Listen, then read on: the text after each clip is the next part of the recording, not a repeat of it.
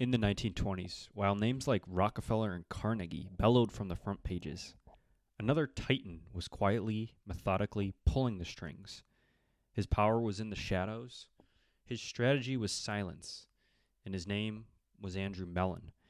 This is a story of how a man who built an empire without a whisper was eventually undone by the very quietness he cultivated. With that, welcome back to Leaders, a podcast dedicated to exploring the best leaders this world has ever seen and your number one source for actionable business leadership insights. Today's subject, Andrew Mellon, is of the same era of a few of the big business people and leaders that we've covered in past episodes, that being John D. Rockefeller, covered in episode 31, and Andrew Carnegie, episode 34. As we alluded to within the opening there, Mellon had a different way of going about his success and his leadership. Definitely more of a quiet, hands-off style, with contrasting that with Rockefeller and Carnegie's larger-than-life figureship.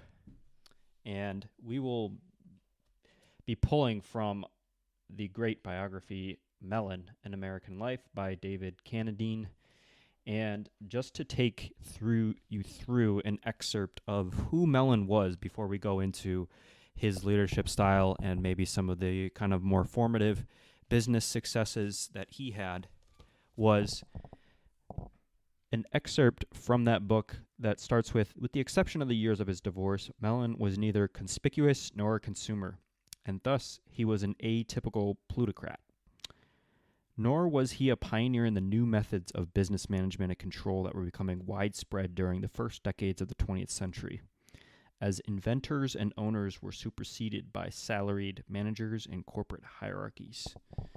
Although he was dealing with enterprises and technologies far beyond his father's experience and imagination, and we will go into a lot of the business and his own leadership style, he will pick up from his father.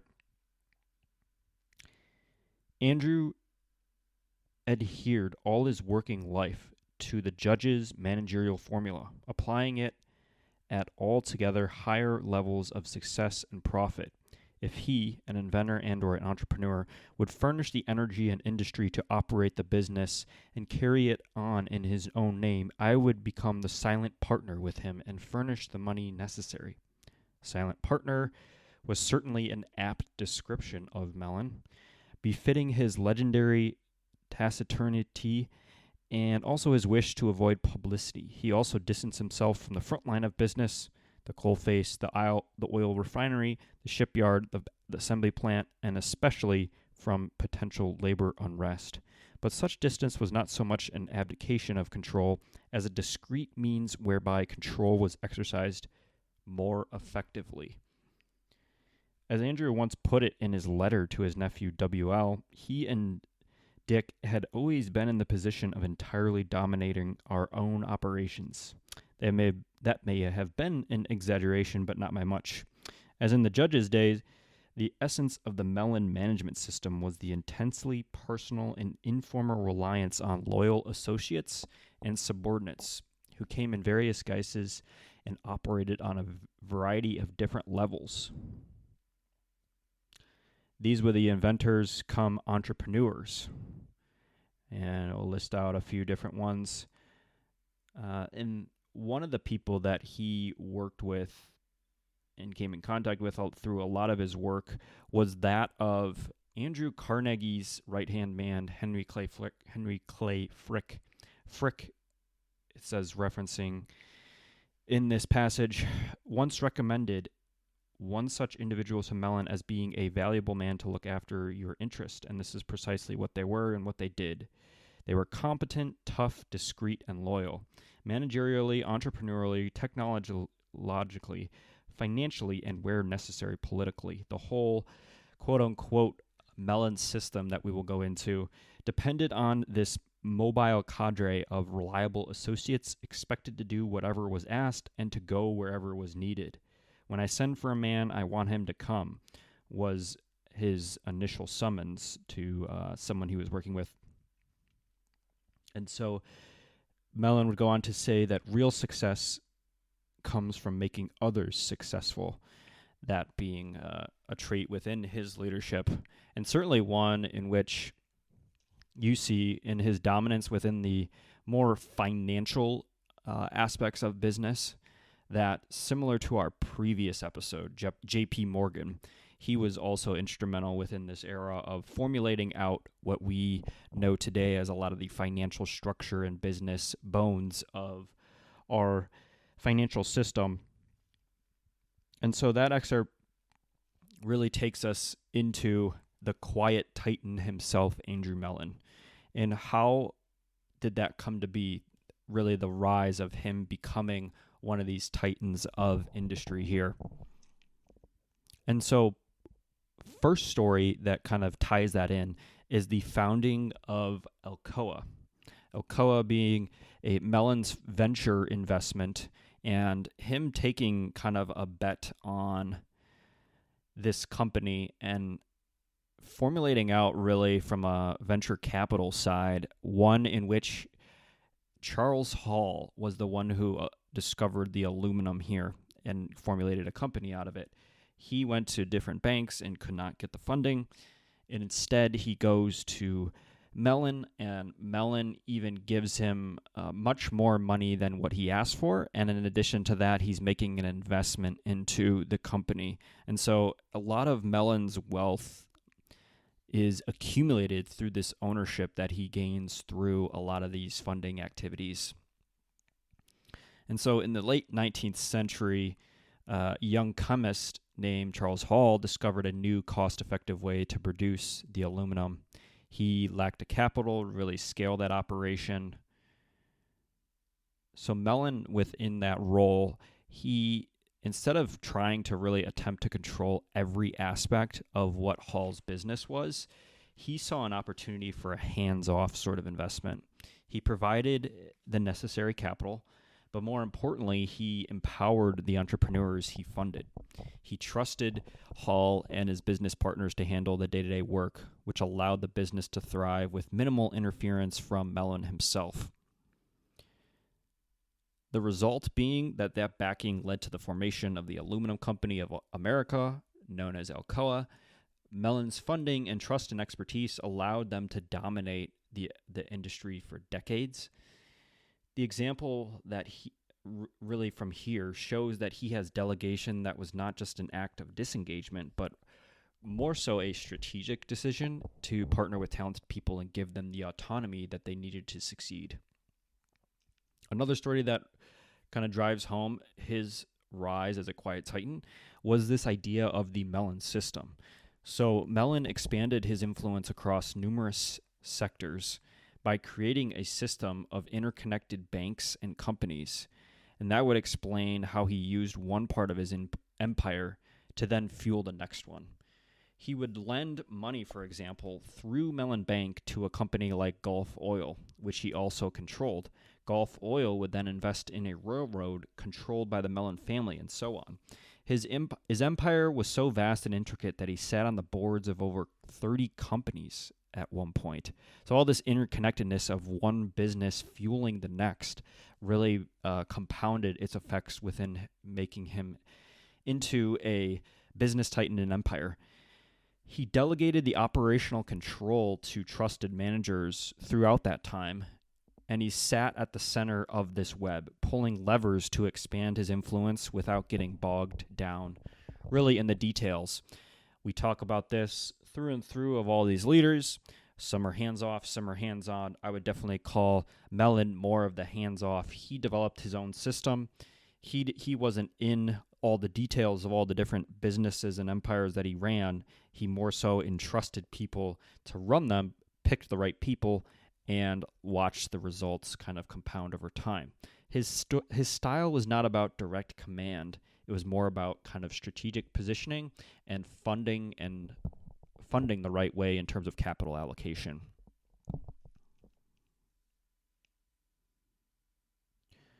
So once we see the rise of that, the wealth that triumphs can be played into his role within government, which we see his kind of final act being, after all this business success, he melds into his way into the government side of things. And more of the Mellon plan was lowering taxes on wealthy and business and focusing on debt reduction that really won over the minds and hearts of people that ended up becoming part of what he did as Treasury. For a decade, between 1921 and 1929, prosperity flourished under this really fiscal discipline that he exhibited. His confidence on the eve of the 1929 crash was, he quoted in saying, "I see nothing to indicate that business will not be good throughout the country." So this overly maybe optimistic sort of view, and he applied a really kind of laissez-faire leadership philosophy, in this case, which we will go into further later, to his role as Secretary of the Treasury under 3 presidents during the 1920s. The economic philosophy that he exhibited, his policies, which were known as that Mellon Plan, were based on the idea that lowering the taxes on the wealthy would spur economic growth. He also championed the balanced budgets and debt reduction. He also exhibited minimal intervention. During the early years of the Great Depression, his hands-off sort of perspective prevented him from embracing significant government intervention. He believed a weak economy should be allowed to run its course to purge inefficient businesses. That approach ended up actually being pretty unpopular and eventually led to him being forced to resign. So through a lot of the work that he had from a government standpoint, we'd say a lot of from a leadership side and what he gained from that experience, strengths being that he had patience, consistency, and he really had clarity in what he believed in through his policies. The weaknesses might be some of the blind spots in adapting to things such as that big crisis. And really, we see that as well within the downfall, which is as a financier and an industrialist, he grew that business empire by backing promising entrepreneurs and innovative technologies. He focused more on the big picture, and he was known for hiring talented executives and giving them wide autonomy. He empowered experts. He believed in putting trust in those with specific skills and experience and creating an environment where they could thrive. But his advice when it came to the great crash of 1929 was to liquidate everything. Liquidate the labor, liquidate stocks, liquidate the farmers.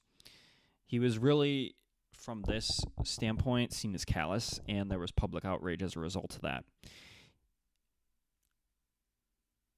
For a time in the 1920s, it was prosperous. Up until that stock market crash in 1929, where the Great Depression began, his hands-off approach continued throughout this time. He famously advised President Herbert Hoover to have basically purge all the inefficient parts of the economy. And the public suffering through this severe crisis, he was not seen in a great lens through his leadership. The government did very little help. Critics viewed him as representing everything wrong with unregulated capitalism, a sentiment that led to public protest and attacks. He sort of became a political lightning rod as a result of that. One thing that he got hung up on, too, was a tax evasion scandal that he became a part of. So in 1933, Justice Department investigation. As his reputation soured during that depression, he faced those accusations that he had improperly used tax deductions to benefit himself. In 1933, the Roosevelt administration's Justice Department began a formal investigation into it for him. It would detail the contrast between his approach to government and the government's highly targeted investigation into his personal finances. It was kind of, in some cases, an attack on him specifically. He was ultimately cleared of the charges after his death, determined to have really no wrongdoing in what he was accused of. But the scandal really cemented his public image as a heartless tycoon who used his position as for personal gain. Whether that was probably ended up being wrong, it's still, he faced that scandal throughout the last years of his life. The negative press, combined with that perception of his ineffective response, marked really the final collapse of his kind of political experience. In addition to that, let's go more into maybe his laissez-faire sort of leadership style and maybe some of the more benefits and drawbacks to that. So strengths being with this approach, fostering innovation. He trusted the skilled people and did not get bogged down into the details. He helped build massive and industrial ventures like Alcoa and Gulf Oil. He empowered the talent, so he motivated definitely people underneath him to feel freedom and responsibility, and he effectively delegated throughout this process. Weaknesses being the failure during the crisis. He continued to insist on tax cuts. He had a lack of accountability through this, so opponents pointed out that he sometimes blurred the lines of accountability, and he appeared to be really detached as a part of this. So leadership, so kind of a paradox here from his leadership style was that the laissez-faire method kind of worked in business, but it ended up ultimately sort of failing him within a government crisis. So what else was sort of his legacy throughout this? He pivoted to philanthropy thereafter and really developed something that still is established today as a national gallery of art. He went from a public villain to a cultural benefactor as that. And really what this speaks to is that his leadership and his legacy that we see today is not within the companies that he helped to form within that empire. It's really within institutions that he helped to gain. And so the leadership from how he built in silence, some takeaways there from the leadership is that one unique thing that he did was that he thought in decades and not this idea of thinking in quarters or what a public company today is kind of maybe focused on from a leader standpoint. He reinvested profits over decades, compounding quietly while others chased those kind of short-term wins. He bought into industries early, aluminum, we mentioned Alcoa, coal, oil, and held until they became central to the economy. Really, throughout that, patience was a competitive advantage for him. Few leaders could really think about beyond the next quarter or election cycle. And what does this tell us about what we could do with that? Before acting, ask how will this matter in maybe 10, 20, 30 years? Build strategies that sacrifice short-term popularity for long-term resilience. Really, ultimately, in terms of thinking as a leader, you're reviewing your time horizon annually. Are your decisions compounding or really just reacting to the situation? In addition to that, one of his principles was building systems, not just assets. So he didn't just own businesses, he created financial and industrial ecosystems that supported each other. So the banks, and then there was industry loans. Those industry loans led to industrial profits, and that led to stronger banks. So it was kind of this cycle that ended up making all the different parts successful, as long as everything else externally was fine. That multiplied returns far beyond any sort of single investment that was made.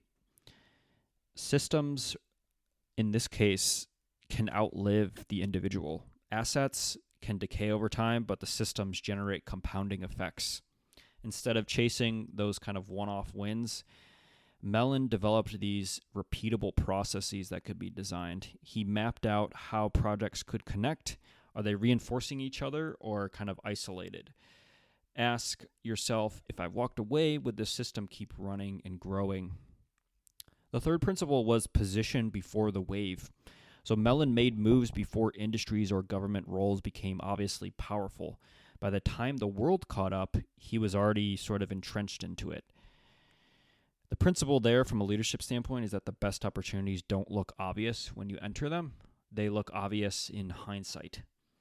So as part of that, what did he do? He studied trends early, where their markets, technologies, or behaviors sort of shifting. Where could he see the vision for that? One common thing that we see within these leaders is the ability to have a very focused vision on where you want to take a company, where you want your leadership to then guide people and really have people understand what are you trying to work towards. Invest in skills and relationships before they're in demand. So he was very, in this case, kind of contrarian to what was obvious at the time in terms of industries and that sort of thing. He built optionality within this too, so he placed some small bets in emerging areas so you're prepared when that wave comes. Principle 4 would be that he really did a great job of balancing both visibility and influence. He cultivated that influence while staying out of the limelight kind of intentionally. That protected him from scrutiny for decades. When he became Treasury Secretary, that visibility exposed him, and he was attacked during the Depression as a result. The principle there is that influence and visibility really aren't the same thing. Too little visibility and you're ignored. Too much and you become a target. Choose when to step forward and when to operate behind the scenes would be the application there. Ask yourself, will taking credit help me or paint a target on my back? You can develop kind of both shadow power, quote unquote, which is network, systems, and capital, and then stage power, which is more public presence and narrative. The fifth and final one here from a leadership edge, or how I view Mellon's qualities as being a little bit different, is that he led with legacy in mind. Beyond the business, he donated so much of his fortune after in his later years to create enduring institutions like the National Gallery of Art. That industrial empire faded, but his legacy as a patron of culture and education survived. True leadership maybe measures success not just by what you build when you're alive, but by what endures after you're gone. Sort of taking this principle into application, defining your legacy metric, what contribution do you want remembered in, say, 50, 100 years? Shift part of your energy from the wealth or status accumulation to institution building and creating structures that continue delivering value even without you being a part of it. So, in summary, his leadership edge came down to 5 things in my mind: long-term patience, building reinforcing systems, positioning early, balancing visibility with influence, and anchoring everything in legacy. So, throughout his life, we can see that there was a sort of key chapters along the way that helped illuminate how his leadership had changed over time. So, first and foremost, I think the fortune travails through the first time of 1900 through 1921. He was a family man. He was a venture capitalist. He included in 1901 through 1907 strategic business expansion, establishing those key investments like Alcoa. The next 7 years, business almost as usual, 1907 to 1914. He had more of a steady, disciplined approach to business, even amid what he went through from a divorce and personal turbulence standpoint. He was a single parent through 1914 through 1921. He was an aging kind of plutocrat and an emerging politician at that time. He really shifted towards public life, setting up his leadership in government later on. The next part was the rise and fall of him as a public man. 1921 through 1933, he had hard times with Warren Harding as the president there from 21 to 23. He began his tenure then as Treasury Secretary, implementing policies grounded in fiscal discipline and conservative economic principles. He would later go on to work with Coolidge, which were better years. He was kind of Mellonizing America, aggrandizing himself. 1923 to 1926, he sort of showcases that signature Mellon plan for tax reform, leadership within federal finances, and how he sort of wielded his influence.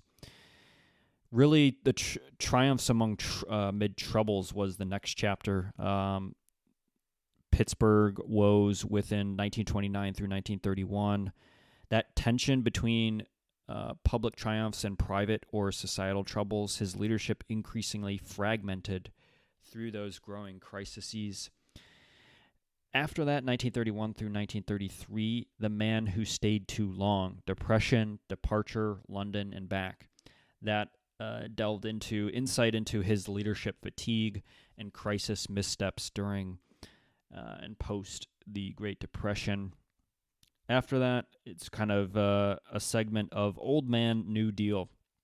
The second scandal he encountered with the tax evasion trial, and then the leadership style during the scandal and controversy is revealed, but then he pivoted after that towards philanthropy and the National Gallery of Art.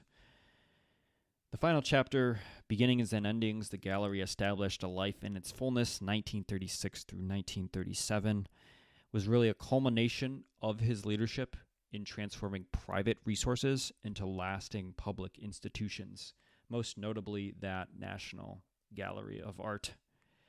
Again, I think in conclusion here, the leadership paradox that Andrew Mellon uniquely exhibits is one in which he has quiet strength that built wealth, but it faltered in crisis. And was his model just a product of his time, or can today's leaders still learn something from his silent sort of empire building? Something to think about and something to study more in depth here as we kind of encapsulate a lot of these business titans that helped industrialize America. Mellon being one of them, J.P. Morgan, episode 49 being another.